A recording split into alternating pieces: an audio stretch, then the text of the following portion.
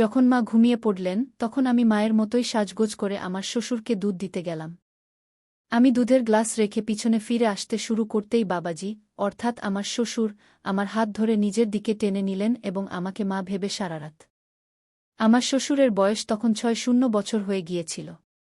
এই বয়সেও তিনি ছিলেন খুব শক্তিশালী। তিনি ৬০ বছরের হলেও এখনও কোনো যুবকের চেয়ে কম দেখাতেন না। তিনি তার স্ত্রী, অর্থাৎ আমার শাশুড়িকে খুব ভালোবাসতেন এবং সবসময় তাকে খুশি রাখতেন। কিন্তু রাত হলে আমার শাশুড়ির ঘর থেকে অদ্ভুত শব্দ আসতে শুরু করত। একদিন মায়ের খুব অসুখ হলে আমার শাশুড়ি তাকে মা বলে ডাকতেন। মা বললেন, বউ, তুমি বিজয়ের বাবাকে দুধ দিয়ে দাও। বন্ধুরা, আমার নাম উজ্জ্বলা এবং আমি একটি মধ্যবিত্ত পরিবার থেকে এসেছি। আমি দেখতে খুব সুন্দর এবং এখন ২-৪ বছরের। আমরা আমাদের বাবা মায়ের ২ সন্তান ছিলাম এবং আমার বড় ভাইয়ের নাম অজয়। আমরা আমাদের বাবা মায়ের সাথে খুব সুখে ছিলাম। আমার ভাইয়ের বিয়ে হয়েছিল ২ বছর আগে এবং যেদিন থেকে বাড়িতে আমার ভাবি এসেছেন সেদিন থেকে আমার বাবা মায়ের খুশি বেড়ে গেছে। আমার ভাবি খুব ভাল ছিলেন, আমার ভাই এবং ভাবির মধ্যে প্রচুর ভালোবাসা ছিল। ভাই পাশের শহরে একটি অফিসে কাজ করতেন, যার ফলে বাড়ির খরচ ঠিকঠাক চলত। ভাই যখনই কাজ থেকে বাড়ি ফিরতেন কিছু না কিছু খাবার নিয়ে আসতেন। এসব দেখে আমি খুব খুশি হতাম। আমি ভাবতাম, ঈশ্বর যেন সবার এমন ভাই দেন। আমার বাবা মাও ভাইয়ের উপর খুব গর্ব করতেন, কারণ ভাই বাবা মাকে খুব ভালোবাসতেন। আমার গ্র্যাজুয়েশন শেষ হয়ে গিয়েছিল এবং আমার বাবা মা আমার বিয়ের জন্য পাত্র খুঁজতে শুরু করেছিলেন। কিছুদিন পরেই বাবা একটি ভাল ছেলের সন্ধান পেলেন এবং ছেলেটি সম্পর্কে খোঁজখবর নিয়ে জানতে পারলেন যে ছেলেটি খুব ভালো। ছেলেটির নাম বিজয়, কিন্তু তার বাবা মা তাকে খুব আদরযত্নে বড় করেছেন। ছেলেটি খুব ভালো এবং তার কোনো খারাপ অভ্যাস নেই। যখন আমি বিয়ের কথা শুনলাম, আমার মনে অনেক স্বপ্ন আসতে শুরু করল এবং আমি দুনিয়ার সব রকম স্বপ্ন দেখতে লাগলাম। আমি এখন মানসিকভাবে পরিপক্ক হয়ে গিয়েছিলাম, দেখতে খুব সুন্দর ছিলাম, তাই আমি ছেলেমেয়ের মধ্যে সম্পর্কের ব্যাপারটা ভালোভাবে বুঝতাম।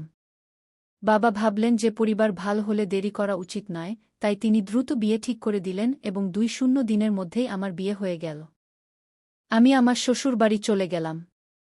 শ্বশুরবাড়িতে আমার স্বামীর বাবা মা আমাকে দেখে খুব খুশি হলেন।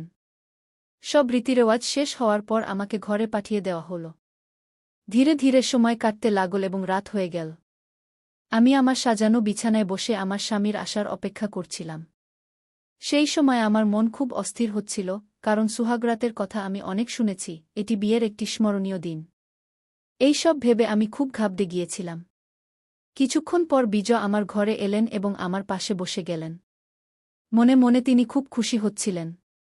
আমরা দুজনে বসে এটা সেটা কথা বললাম এবং বিজয় আমাকে বললেন, উজ্জ্বলা, আমি তোমার মতো জীবনসঙ্গী পেয়ে খুব খুশি। বিজয় আমার প্রশংসা করছিলেন এবং আমি চুপ করে তার কথা শুনছিলাম। তিনি আরও বললেন যে তার একটি বড় ভাই ছিল, যিনি একটি সড়ক দুর্ঘটনা মারা গিয়েছিলেন। এই ঘটনায় তার বাবা মা খুবই ভেঙে পড়েছিলেন এবং তিনি তাদের খুব যত্ন করেন। তিনি আমাকে বললেন, উজ্জ্বলা, তুমিও তাদের কোনো কিছুর অভাব হতে দিও না এবং খুব ভালোভাবে তাদের দেখাশোনা করবে, কারণ তারা আমাকে খুব আদরযত্নে বড় করেছেন। এত কথা বলতে বলতে আমার স্বামীর চোখে পানি চলে এল। তখন আমি বললাম, আপনি এত চিন্তা করবেন না, আমিও তাদের খুব ভালোভাবে দেখাশোনা করব। সেই সময় তার কথার চেয়ে আমার নিজের আবেগই বেশি মনে হচ্ছিল। আমি আমার স্বামীর হাত ধরে বললাম, আজ আমরা কি এই সব কথাতেই রাত কাটাব? আজ তো আমাদের বিয়ের প্রথম রাত। এত কথা বলতেই তিনি আমাকে তার বাহুতে টেনে নিলেন এবং আমিও তো এই মুহূর্তেরই অপেক্ষা করছিলাম। কিছুক্ষণ পর আমার স্বামী বিজয় ক্লান্ত হয়ে আমার থেকে দূরে সরে গেলেন। তিনি ৫ মিনিটও ঠিকভাবে টিকতে পারলেন না। এসব দেখে আমি ভিতরে ভিতরে ভাবতে লাগলাম, আমি কত স্বপ্ন দেখেছিলাম, কত আশা পোষণ করেছিলাম, কিন্তু আমার সব স্বপ্ন ও আশায় যেন পানি ঢেলে দেওয়া হল।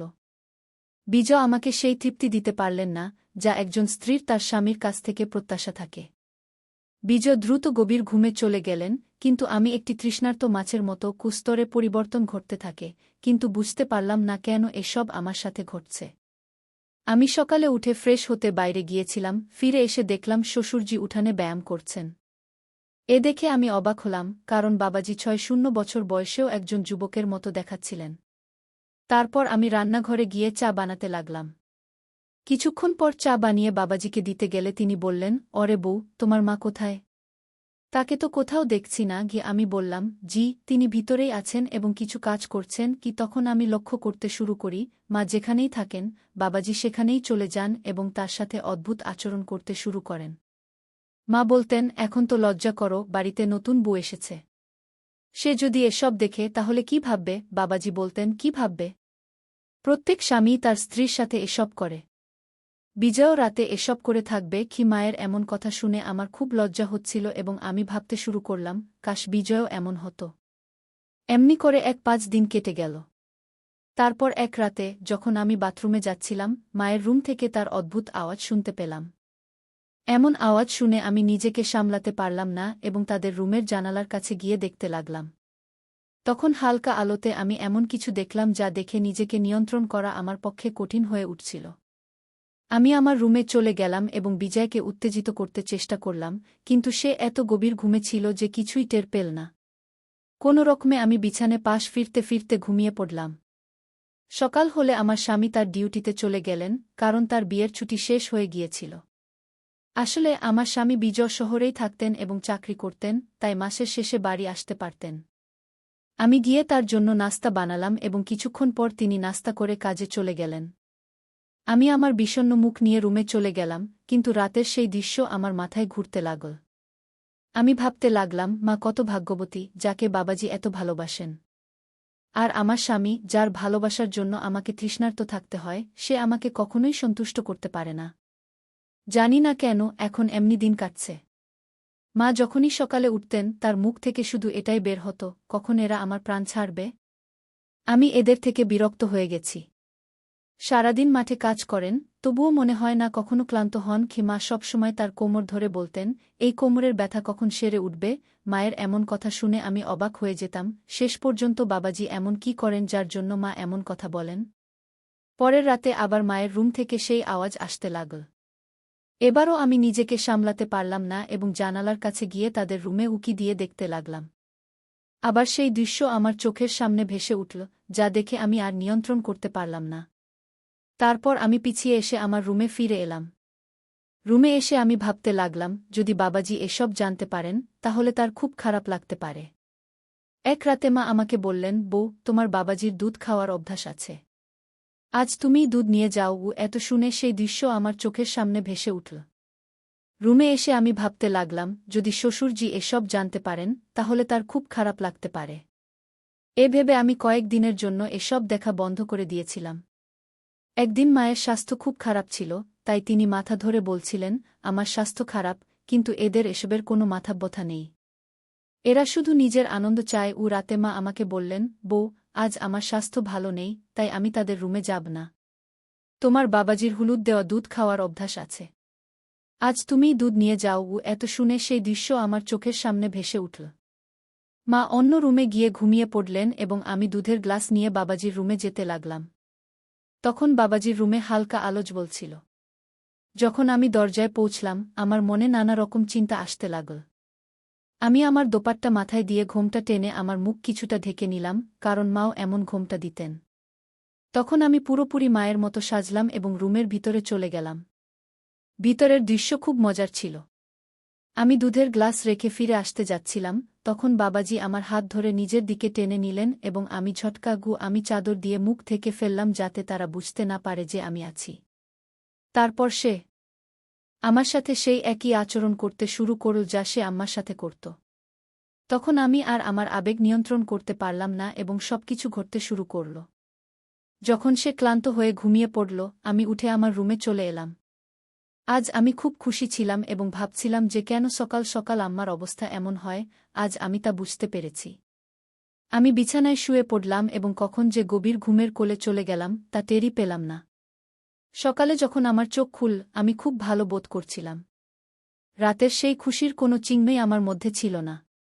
আমি ফ্রেশ হতে গেলাম এবং কিছুক্ষণ পরে বাইরে এসে দেখলাম যে আম্মার আজ তীব্র জ্বর হয়েছে। আমি তার কপালে ভেজা কাপড় দিয়ে জিজ্ঞেস করতে লাগলাম, ঠিক তখনই বাবাজিও সেখানে চলে এলেন। তিনি জিজ্ঞেস করলেন, বউ, এখন তোমার আম্মার অবস্থা কেমন? আমি বললাম, হ্যাঁ, এখন কিছুটা ভালো, জ্বরও কমে গেছে কি। তখন আমি অনুভব করলাম যে শ্বশুরজি আমাকে গভীরভাবে দেখছেন। এর আগে তিনি কখনো এভাবে আমাকে দেখেননি। আমি ভাবতে শুরু করলাম যে হয়তো রাতের ঘটনা তিনি জানতে পেরেছেন যে আম্মার জায়গায় আমি ছিলাম। এসব ভেবে আমি একদম অস্থির এবং আতঙ্কিত হয়ে পড়লাম। আমার মনে হচ্ছিল যদি শ্বশুরজি এটা জানতে পারেন তাহলে আমার সম্পর্কে কি ভাববেন। যখন রাত হল, আম্মাজি আবার বললেন, বউ, যতদিন না আমার স্বাস্থ্য সম্পূর্ণভাবে ভালো হয় ততদিন আমি তোমার বাবার কাছে যাব না। না হলে আমার অবস্থা আরও খারাপ হবে। তাই তুমি ওকে দুধ দিয়ে দিও, না হলে সে আমাকে খুঁজতে খুঁজতে এখানে চলে আসবে। আমি আমার শ্বাসরুদ্ধ অবস্থায় এই কথা শুনে যেন সম্পূর্ণ খুশিতে ভরে গেলাম। আমি ভাবতে লাগলাম আজ আবার সেই মজা নেওয়া যায় কিনা। রাত গভীর হলে যখন আম্মা ঘুমিয়ে পড়লেন, আমি দুধ নিয়ে শ্বশুরজির রুমে চলে গেলাম। আমি দুধের গ্লাস রেখে পিছন ফিরতেই শ্বশুরজি আমার হাত ধরে ফেললেন এবং বললেন, কি হয়েছে বউ, এভাবে চলে যাচ্ছ কেন? শ্বশুরজির মুখ থেকে এমন কথা শুনে আমি একদম ঘাবড়ে গেলাম। আমার মনে হল এখন আমার সাথে কিছু অঘটন ঘটতে চলেছে। কিন্তু শ্বশুরজি বললেন, আমি জানি যে গত রাতেও তোমার আম্মার জায়গায় তুমিই ছিলে। কি তখন আমি শ্বশুরজিকে বললাম, হ্যাঁ, যদি আপনি জানতেন তাহলে আমাকে কিছু বললেন না কেন? শ্বশুরজি বললেন, বউ, আমি জানি যে বিজয়ের সাথে তুমি খুশি নও। তুমি এটা আমাকে না বললেও আমি তোমার কষ্ট ভালোভাবে বুঝতে পারি। তারপর তিনি বললেন, দেখো বউ, তুমি এসব নিয়ে একদম চিন্তা করো না। আর ভাবো, যদি তোমার অবস্থা এমনই থাকে তাহলে তুমি মা হবে কি করে? শ্বশুরজির এমন কথা শুনে আমি নিশ্চিন্ত হয়ে গেলাম, কিন্তু আমার মনে একটু ভয় ছিল যে যদি একথা বিজয় বা আম্মা জানতে পারেন তাহলে আমার কি হবে। তখন আমি সব চিন্তা দূরে সরিয়ে দিয়ে শ্বশুরজির সাথে আমার খুশি ভাগ করে নিতে লাগলাম। সেই রাতেও যখন শ্বশুরজি ঘুমিয়ে পড়লেন আমি আমার রুমে চলে এলাম। এখন এটা আমার সাথে প্রায় প্রতিদিনই হতে লাগল এবং আমিও বেশ খুশি থাকতে লাগলাম। বাবাজিও যেন প্রতিরাতেই আমার জন্য অপেক্ষা করতে থাকতেন। এভাবে অনেক দিন কেটে গেল। তারপর একদিন আমার স্বামী বিজয় বাড়ি ফিরে এল। সে দিন আমি খুব খুশি ছিলাম। রাত হলে সবাই খাবার খেয়ে নিজ নিজ রুমে ঘুমাতে চলে গেল। আমি এবং আমার স্বামীও আমাদের রুমে চলে গেলাম। সেই রাতে আমি অনুভব করলাম যে বিজয়ের পারফরম্যান্স আগের চেয়ে ভালো হয়েছে, কিন্তু তেমন বেশি নয়। তারপর সে গভীর ঘুমে চলে গেল। তাকে এভাবে ঘুমন্ত দেখে আমি ভেতরে ভেতরে জ্বলে উঠলাম। তারপর ভাবলাম শ্বশুরজির কাছে চলে যাই, কিন্তু বিজয়ের উপস্থিতির কারণে আমি কোনোভাবে নিজেকে সামলে নিয়ে ঘুমিয়ে পড়লাম। সকাল হলে বিজয় বলল, আমি 1 সপ্তাহের জন্য শহরে যাচ্ছি। এখন 1 সপ্তাহ পরেই ফিরব। এই কথা শুনে আমি খুব খুশি হলাম এবং আবার রাতের সেই দৃশ্যের কথা ভাবতে লাগলাম। সেদিন খুব কষ্ট করে রাত হল। যখন আম্মা ঘুমিয়ে পড়লেন আমি শ্বশুরজির রুমে চলে গেলাম। সেই রাতে আমি দেখলাম যে শ্বশুরজি অত্যন্ত অধীরভাবে আমার জন্য অপেক্ষা করছিলেন। আমার আসার পরই তিনি শুরু করলেন। সেই রাতেও আমি সম্পূর্ণ তৃপ্ত হলাম এবং খুব খুশি হলাম। এর 4 দিন পর যখন আমি ঘরের কাজে ব্যস্ত ছিলাম তখন হঠাৎ আমার স্বামী বিজয় বাড়ি ফিরে এল। তাকে দেখে আমি একদম ঘাবড়ে গেলাম এবং জিজ্ঞেস করলাম, কি হয়েছে? আপনি তো 1 সপ্তাহ পর ফিরবেন বলেছিলেন, তাহলে এত তাড়াতাড়ি ফিরে এলেন কেন? বিজয় বলল, উজ্জ্বলা, এখন আমি আমার ডিউটি বাড়ি থেকেই করব। কারণ এখন আর আমি তোমাকে কষ্ট দিতে চাই না। তার মুখ থেকে এমন কথা শুনে আমি হতবাক হয়ে গেলাম এবং এটা কিভাবে আজ এমন হল তা ভেবে আমি অবাক হচ্ছিলাম। তখন বিজয় বলল, তুমি জানো উজ্জ্বলা, তোমার মতো স্ত্রী খুব ভাগ্যবান লোকেরাই পায়। আমি খুব সৌভাগ্যবান যে তোমার মতো স্ত্রী পেয়েছি। কারণ যদি কোনো নারী তার স্বামী থেকে সন্তুষ্টি না পায় তাহলে সে অন্য পুরুষের খোঁজে থাকে। কিন্তু তুমি তা করনি, তুমি আমার বিশ্বাস রেখেছ, এটা আমার জন্য খুব গর্বের বিষয়। বিজয়ের এমন কথা শুনে আমি মনে মনে নিজেকে ধিক্কার দিতে লাগলাম। আমি ভাবতে লাগলাম আমার স্বামী আমার উপর কতটা বিশ্বাস রেখেছিল আর আমি তার পিছনে কি করছিলাম। এমন ভালো স্বামীকে আমি ঠকিয়েছি। তখন আমি নিজেকে ঘৃণা করতে শুরু করেছিলাম এবং এখন আমি ভেতরে ভেতরে শ্বাসরুদ্ধকর অনুভূতি পাচ্ছিলাম। আমার স্বামী বলল, জানো উজ্জ্বলা, আমার একটি গোপন রোগ ছিল যার চিকিৎসা আমি শহরে থেকেই করাচ্ছিলাম। এই কারণেই আমি এখনও বিয়ে করতে চাইনি। কিন্তু মায়ের জিদের কাছে হার মানতে হয়েছিল, তাই তোমাকে বিয়ে করতে হয়েছিল।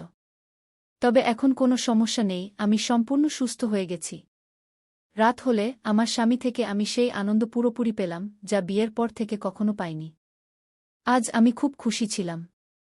পরের সকালে যখন শ্বশুরের দৃষ্টি আমার উপর পড়ল আমি তার দৃষ্টি এড়াতে লাগলাম এবং খুব লজ্জা পাচ্ছিলাম।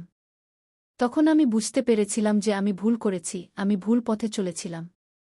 কিন্তু এখন আমি আমার স্বামীকে আর ঠকাতে পারব না। সেদিনের পর থেকে আমি শ্বশুরের ঘরে যাওয়া বন্ধ করে দিলাম এবং আমার স্বামীর সাথে খুব খুশি থাকতে লাগলাম। শ্বশুর বুঝে গিয়েছিলেন যে এখন আমি অনুতাপের আগুনে জ্বলছি এবং কোথাও না কোথাও তিনিও তার ভুল বুঝতে পেরেছিলেন। সেদিনের পর শ্বশুরও আমার দিকে ভুল দৃষ্টি দেওয়া বন্ধ করে দিলেন, তিনি একজন ভালো মানুষের মতো থাকতে লাগলেন। যখন কোনো নারী বা পুরুষ তার স্বামী বা স্ত্রী থেকে সন্তুষ্টি পায় না, তখন সে ভুল পথে পা দেয়। কিন্তু আমি আপনাদের শুধু এটাই বলতে চাই, প্রথমে বুঝুন সমস্যাটা কি, কেন এমন হচ্ছে। যদি আপনি এই সমস্যার সমাধান করেন, তাহলে ভুল পথে চলার প্রয়োজন হবে না। কারণ এই পথে আপনি শুধু কিছুক্ষণের জন্য সন্তুষ্টি পাবেন, কিন্তু সারা জীবন অনুতাপ করতে হবে। তো বন্ধুরা, এই গল্পটি আপনাদের কেমন লাগলো কমেন্টে অবশ্যই জানাবেন। ভিডিওটি ভালো লাগলে লাইক, সাবস্ক্রাইব এবং শেয়ার করুন। ধন্যবাদ।